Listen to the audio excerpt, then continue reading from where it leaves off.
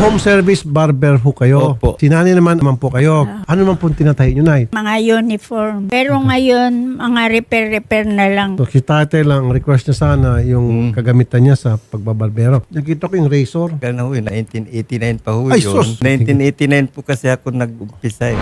Ang balita ko, gusto niyo po mag-donate. Yes. Oh, I have to share my blessing. ayan. Tay, tingnan natin. 8, 9, 10, 11. Ay, marami pong salamat sa inyo. You're welcome. Oo Si po. Mrs. Kami po ay lubos na nagpapasalamat at mayroong mga katulad nyong malambot ang puso sa mga katulad namin. It's okay, no problem. Ganun 25 to Malaking katulungan na po ito 5. sa Balik amin. 25.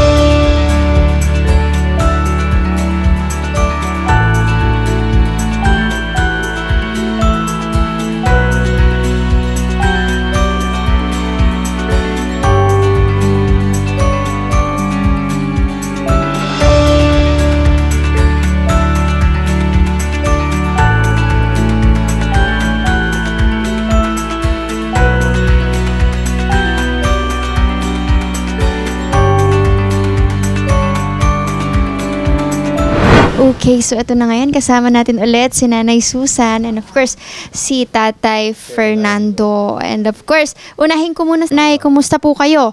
Kumusta na po kayo simula nung nakalapit kayo kay Senator, nabigay po yung request ninyo at may tumulong po sa inyo na ating butihing OFW na si Ma'am Thelma Doughty. Mula nung kami ay natugunan ng Senator Rapi doon sa kahilingan ko ay gumanda naman ang aming pamumuhay dito. Marami na akong nagugupitan nang dahil dito.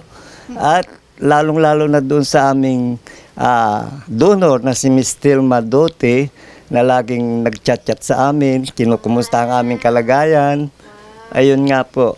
So parang naging ano po kayo, friends na kayo ni Ma'am Thelma. Kasi kinuha yung aming Facebook kahapon, nagkumusta sa amin at uuwi daw sa next year dito. Magkita-kita daw kami, sabi niya. Opo, marami pong salamat. Yan, napakaganda naman po talaga ng naging resulta ng pagpunta ninyo. At sabi nyo nga, ito na, nabili nyo na tayo yung request ninyong bagong parang razor. Ano po ba ang tawag dito, sir? Clipper ito. Clipper, ang Clipper. tawag, na sa mga barbero natin. So, pakita natin. Bagong-bago. Bagong-bago. Magkano ang bili mo dito, tay? Ay, at ito, binili ko dito 5,400 po. Asa na po yung pinalitan na luma? Ito po. Woodin ang tatak. Woodin. Pareha sila ng tatak ng bago. Opo. Tay. So, ito, tay, yung clipper rin ni tatay na kumbaga old style time. Gano'n na po katagal? Matagal na, 1989 ko pa nabili ito eh. 89. Ilang taon kayo nun, tay? 45 ako noon. Kasi nung kami ikasal, 42 kami pareho, 1992.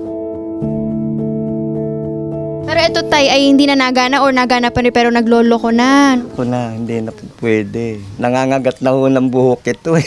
Ito may mga parang electrical tape na. Kasi hindi na kumakagat o hindi na siya fit doon sa ano. So parang ang pinaraanan nyo, tay, nilalagyan. Para mag-fit dito sa ano, goma, para dito ikabito. Pero again, maganda naman po. At ito na, kita natin, nabili na ni tatay ang bago. Ito yung luma, kaya napakaganda at saka yung mga customer ko nasisihan at hindi na sila nahihirapan sa akin. Maraming salamat po ulit, Senator Rafi Tulfo, doon sa mga blessings na binigay niyo sa amin at yung sulat ko na hinulog sa koryo ay natugunan po ninyo kaagad. Maraming salamat po. At syempre, at least may napuntahan talaga yung bigay ni Ma'am Thelma. At nung nakaraan, si Nanay Susan din ay nabigyan din yung dollars. Napapalitan mo na yung Australian dollar. Nasira yung TV niya na luma. Binili namin ng bago. So may bago na kayong TV. Kasi wala siyang mapanooran Wala dahil kami mapanooran mahilig dito, eh. manood. Pagka wala siyang gupit, nanonood. Pero may naitago pa kayo kaunti na. Po, binili namin ng mga pangkulay, pagka may nagpakulay, yung mga ibang kailangan namin. Nagkukulay din kayo, tay. Pag may nagpa-highlight po, Magkano ang singilan nyo tayo sa paggugupit? Pag ano, at nag-start ako ng 50 tapos ngayon 60 na. Oo. Okay. Pero nung panahon nyo, tay, magkano lang ang 25-30, ganun. So ngayon, tay, may bago na kayong gamit, tapos pag kayo, satisfied yung mga customers nyo. Satisfied na po. Maraming salamat talaga sa nangyari. At natugunan kaagad. 1 linggo lang ako naghulog, natugunan na kaagad. Napakabilis po ni Senator Tulfo na umaksyon talaga. Si nanay naman, kayo po ay mananahi daw, nay. Gano'n na rin po kayo katagal na nagtatahi? Matagal na ako nananahi. Dalaga pa ako, nananahi na ako eh.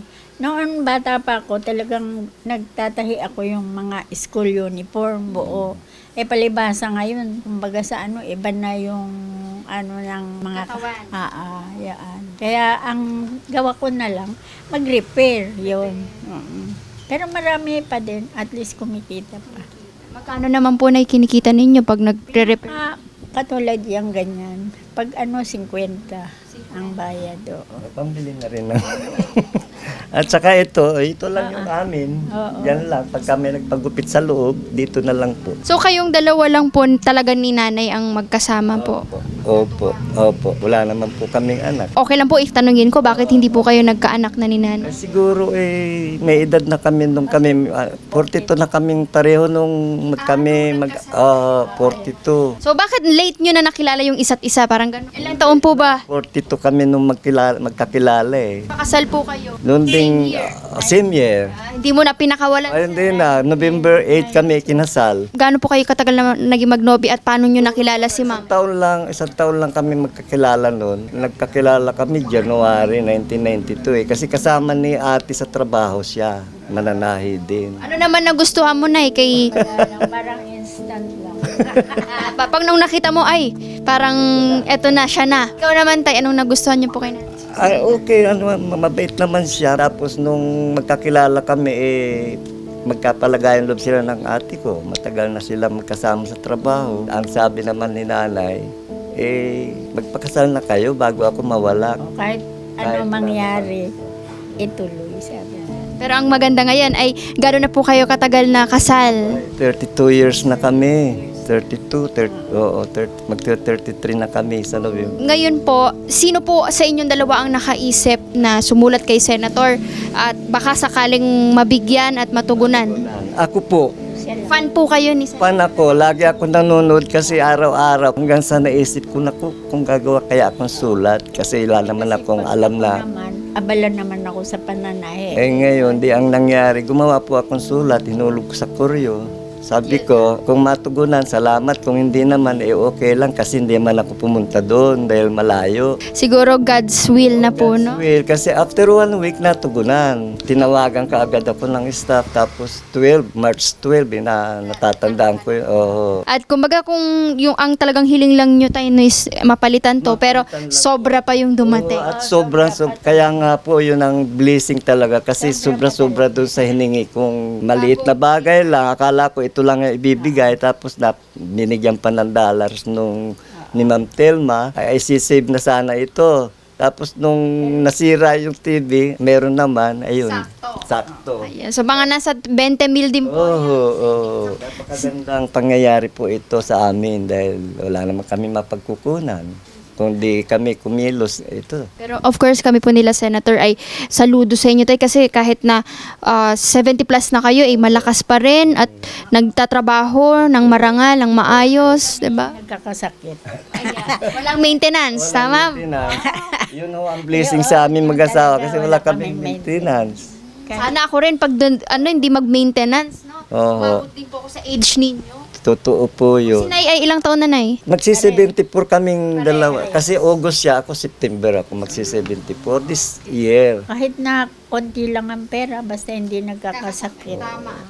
Tama po yun. Ayan. Pero again, kami po ay pinapunta dito ni Senator para po makita namin kayo ulit at kumbaga mabisita. At ito nga, natuwa kami dahil nabili nyo na talaga tayo. Meron pang bagong TV si Nanay.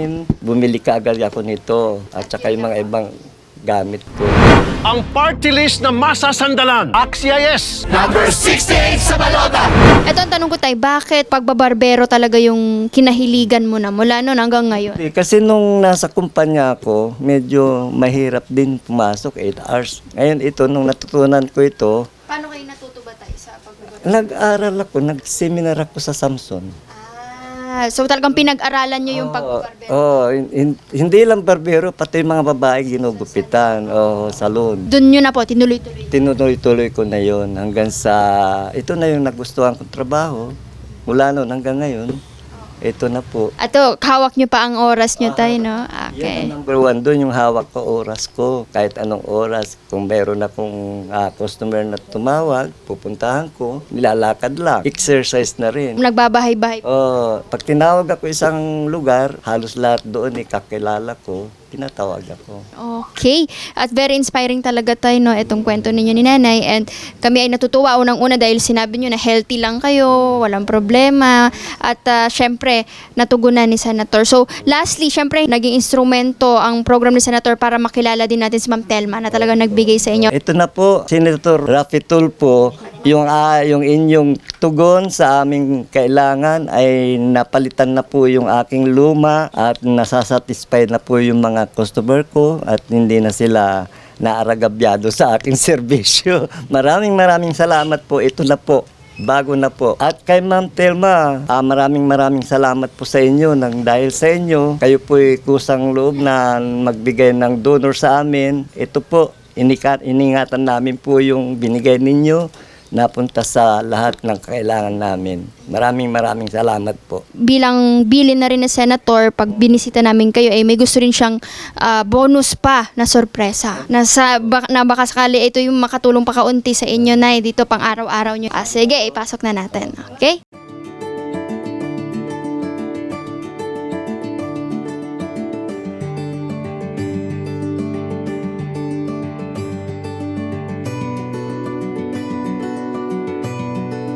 Sir Idol Raffy, marami pong salamat sa inyong binigay na bagong panggupit na ginagamit ko po. At yung mga grocery po, marami pong salamat. Sana'y marami pa kayong matutulungan. Sir Rapi, salamat po sa inyo. Naku, nadagdagan pang lalo. Maraming pong salamat. Sana po maging pa ang inyong para marami pa kayong matulungan.